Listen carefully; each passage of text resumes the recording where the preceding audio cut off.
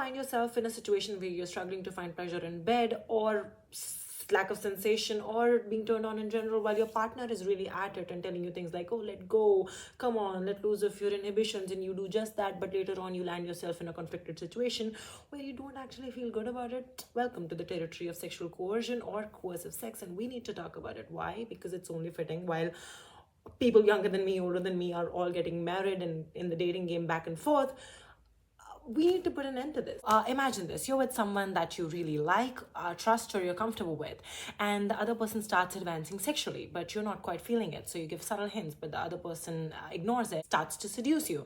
Not in a creepy manner, but in like a polite manner, even flattering at this point. Like, oh my God, you're so sexy. I can't keep my hands off of you. I really like you. Let's do this. So this is reaching a point where you can either be assertive and make situations really awkward, like, no, back off, and then situations are bound to get dark, or you go with the flow. I hate to say that, because if you were to say no, they would never go like, I'm sorry, I didn't realize you didn't want any. Never. They would rather get angry at you, even diminish it, like, why are you making a big deal out of it?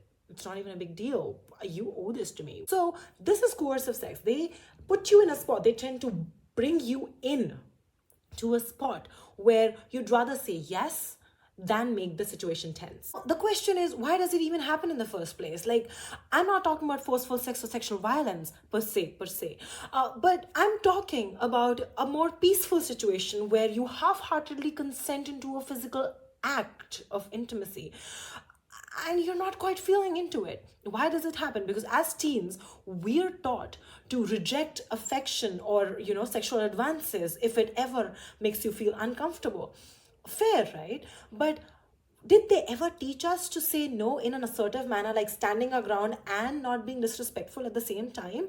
No, we're actually taught to say diplomatic things, people pleasing, or, accommodating, or escaping conflict.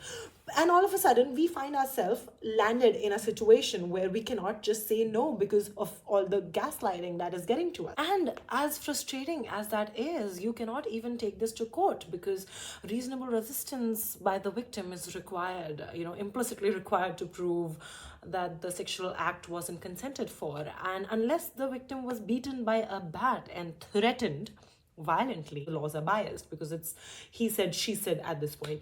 So, where do we go with this? I think it goes down to us teaching our children how to communicate their desires and how to be assertive with their words. Also teaching them that persuasion, forcing, manipulating someone for anything is bad. And also teaching them that if you have to go on asking and asking again and again for something, it is a form of violence. Like, I'll have to teach my niece that if you want to go play with your friend, and if she doesn't want to play, you'll have to stop forcing her into it. We need to learn how to say no and learn how to accept rejection, and also quiet our animal instinct of chasing, trying to get what you can't have. That feeling is toxic, okay? And we need to let go of it in the future. And I think it's weird that if you're asking for it and if you go on asking for it, and if the other person doesn't want to give it to you, just back the I'm sorry I'm getting violent, but it's just frustrating.